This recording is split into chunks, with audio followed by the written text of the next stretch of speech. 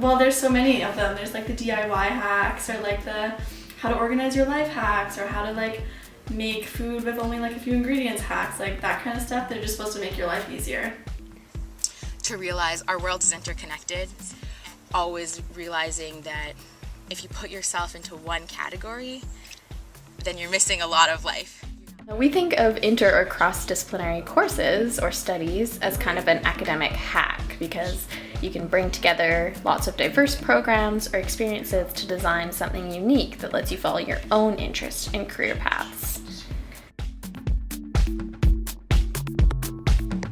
I would say that because it was an interdisciplinary approach, I was able to get a lot of different insight from a lot of different angles in the world. I was able to learn from people about their community experience around their advocacy and how community development worked, but then I also got that extra lens on adult education and how people learn and how movements happen and how things change and transformative learning theory. And I think when you put those two things together and you look outside of the box a little bit, you're able to see things just in a little bit of a different angle.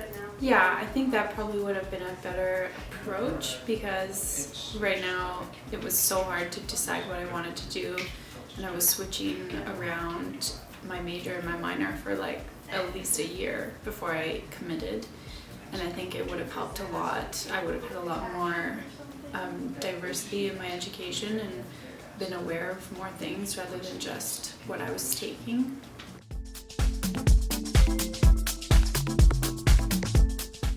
I guess my experience at the University of Victoria has been really beneficial in the fact that I've gotten to be in a lot of different spaces studying a variety of topics. So through environmental studies, looking at like biology and geography and the social side of like political ecology, to going into Indigenous resurgence and looking at how to like indigenize the academy or decolonize the academy, I guess. We live in an interdisciplinary world. We don't live in boxes. It's not everything. It's like this, right? It's water. It goes woo, woo, woo, woo.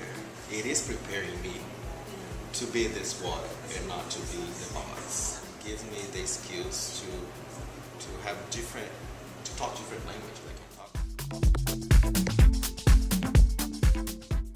Well, I think it's important to have a goal in mind about what type of work you think you want to do, because I think that helps you to shape your program, and it also helps to make sure that you're connecting with specific networks or stakeholders that you think will influence your ability to work in that space.